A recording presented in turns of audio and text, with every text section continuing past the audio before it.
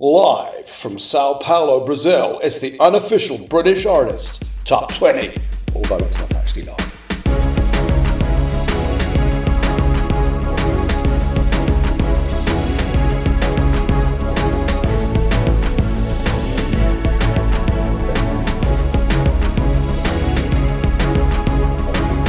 Hello, it's Monday the 18th of May 2026 and welcome to the Unofficial British Artist Top 20. Later in the show, as usual, I'll be doing my news roundup. I'll be looking at the new album by Reverend And The Makers, but first, here is the Unofficial British Artists Top 20. This week, we have 3 new entries, 3 songs going up, 9 songs going down and 5 non-movers.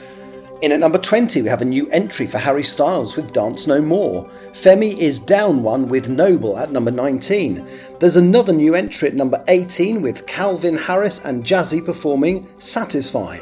At number 17, it's down 6 places for Natasha Bedingfield with Unwritten. Fleetwood Mac are down 2 places with Landslide at number 16. And we have a non-mover at number 15 for Bebe Rexha and Faithless with New Religion.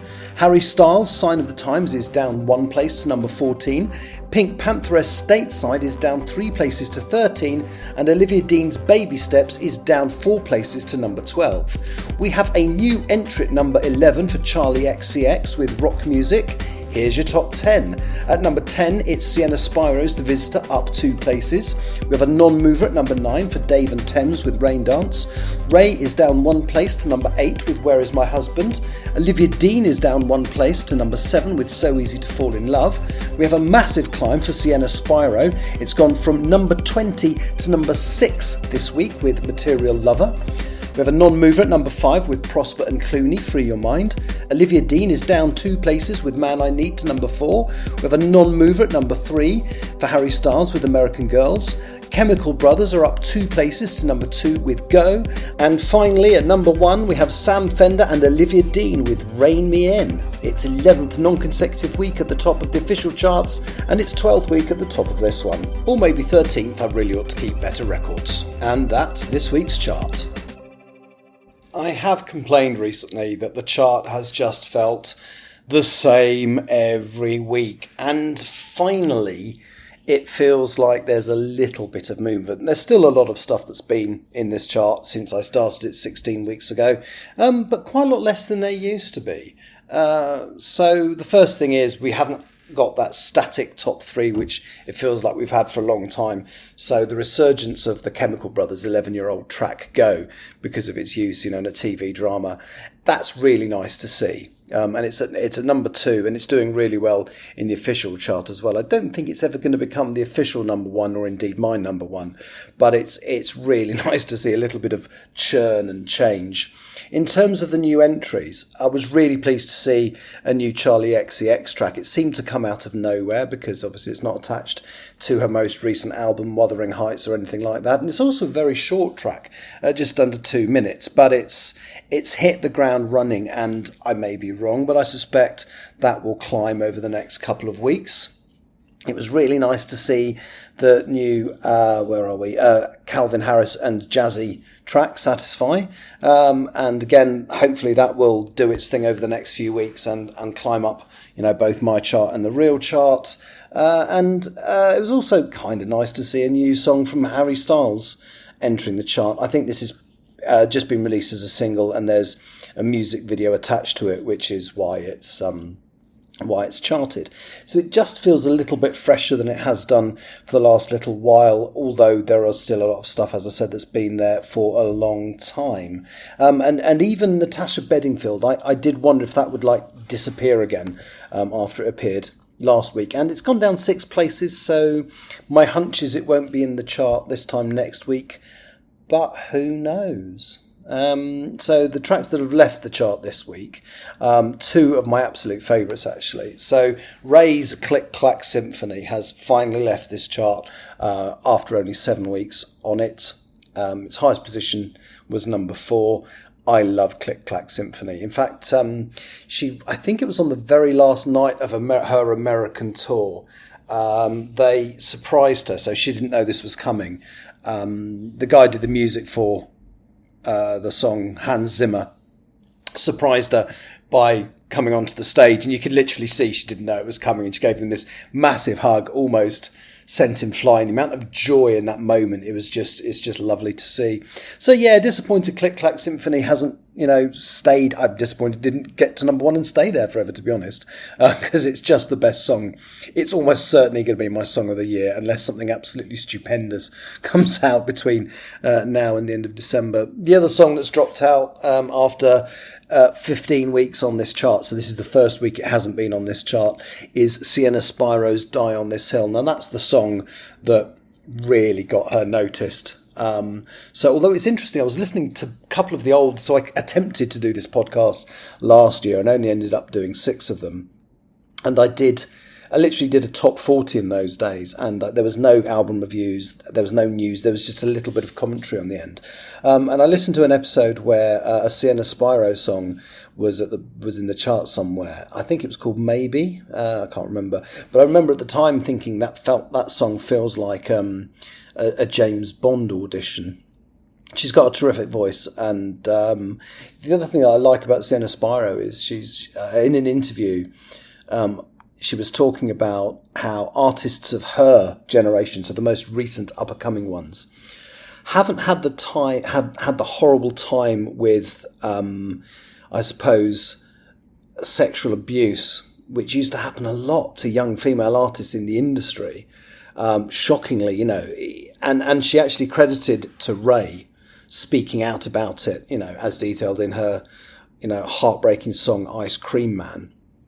Sienna Spiro directly said, she believes it was because of Ray speaking out about what happened to her that has put a stop to it. So there we go. And the final song that has dropped out this week is Dreams by Fleetwood Mac. I don't dislike Fleetwood Mac, but it's an old song, and the fact that it's so high in this chart, I mean, it was. I think it was there. There was certainly, it was either Dreams or Landslide was in my chart when I attempted this show last year. So the song's been popular and kicking around for a while.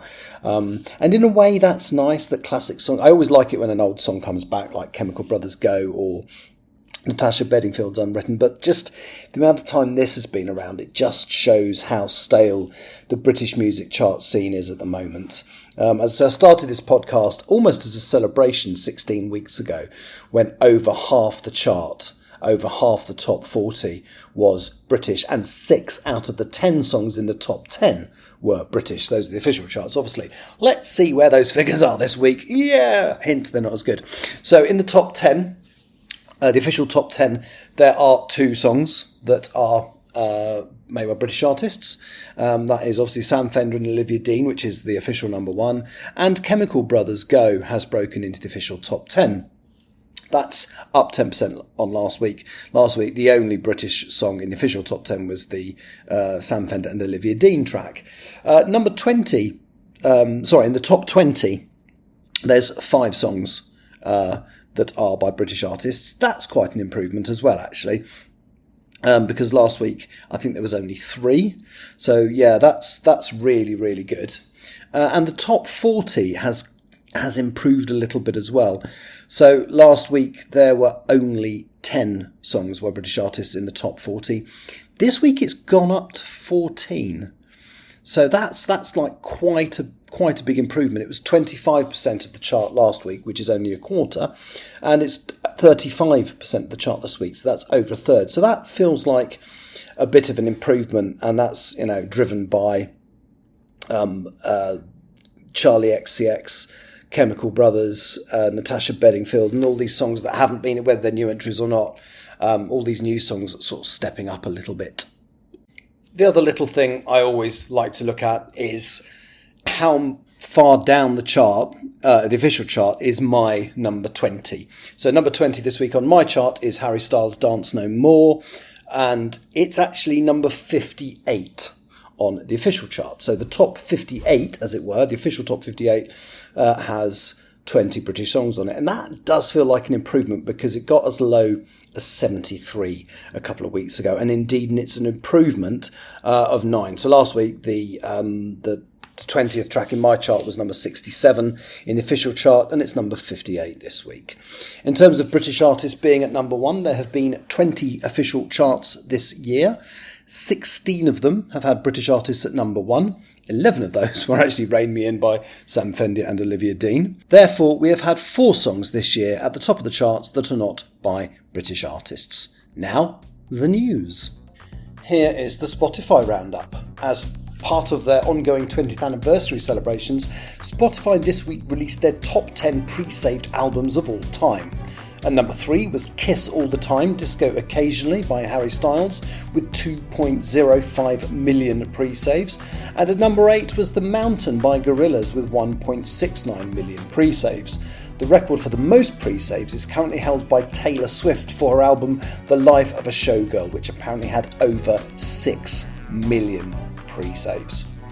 We actually have 2 entries in the global pre-saves chart this week. Dinner Party by Niall Horan is at number 6 with 326,100 pre-saves, which is an increase of 13,000 on last week. That album was released on the 5th of June.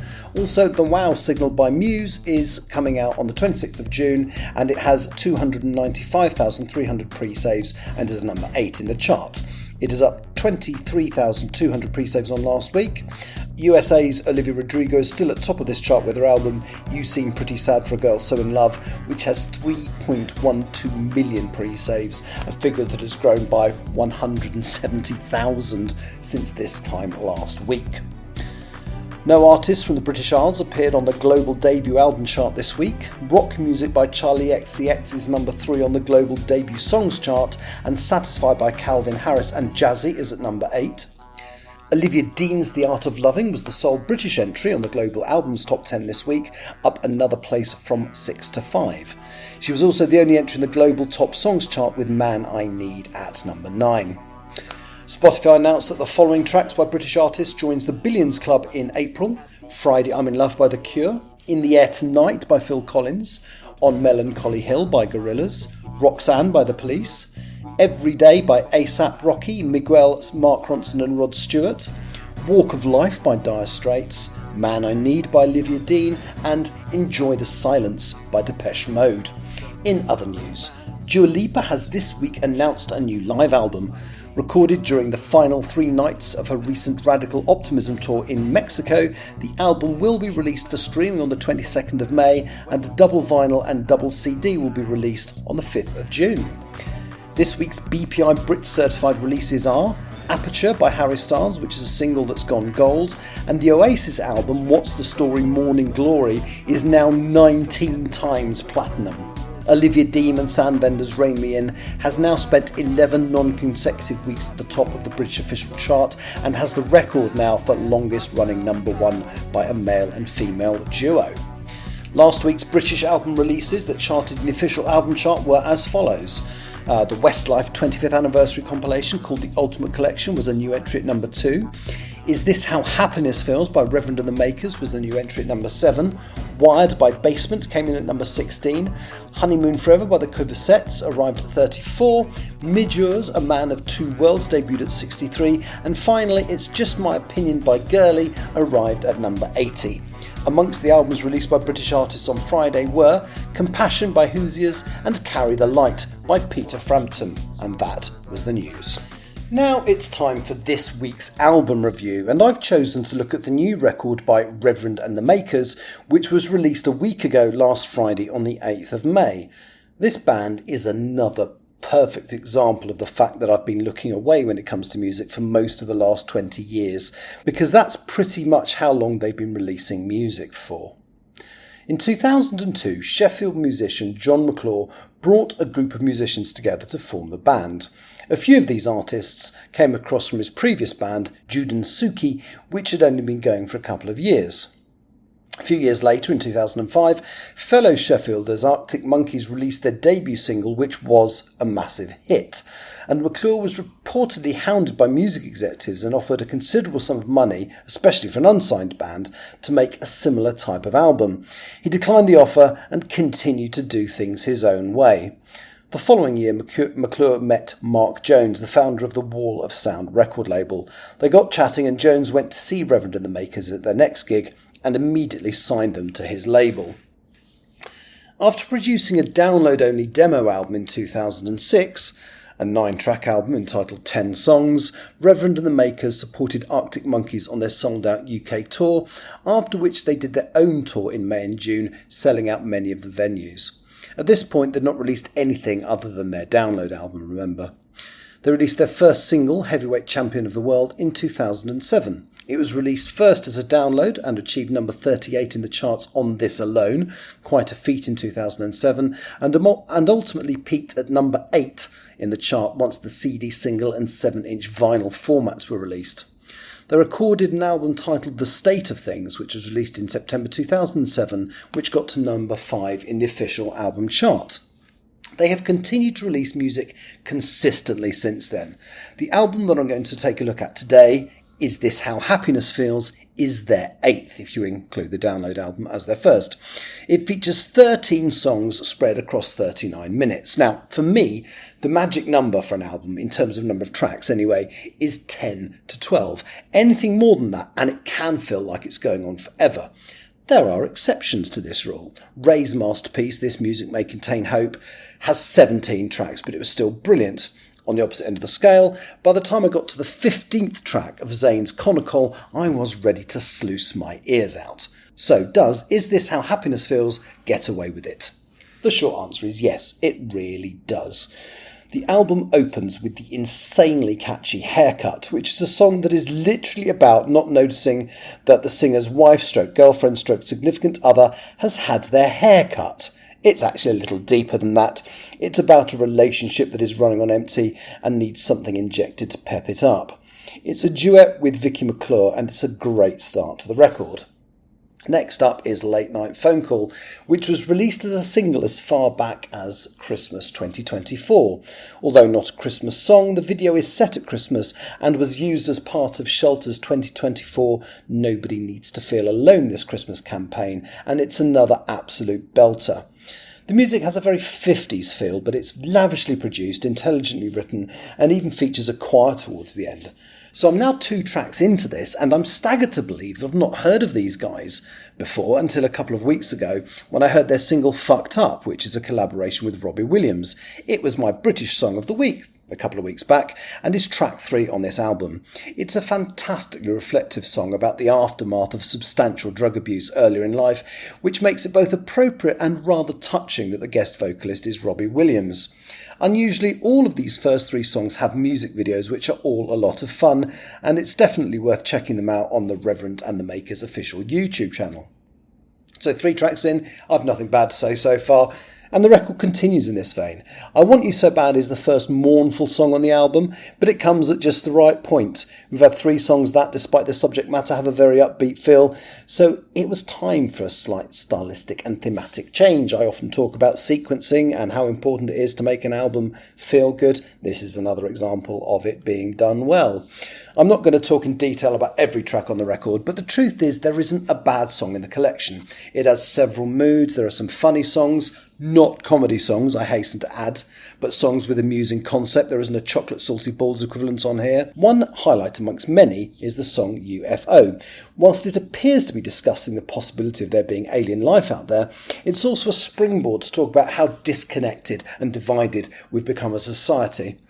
It's partly a fun conversation about the possibility of ET existing, partly philosophical, and it's also about human connection, all wrapped up in 3 minutes of catchiness. It's great.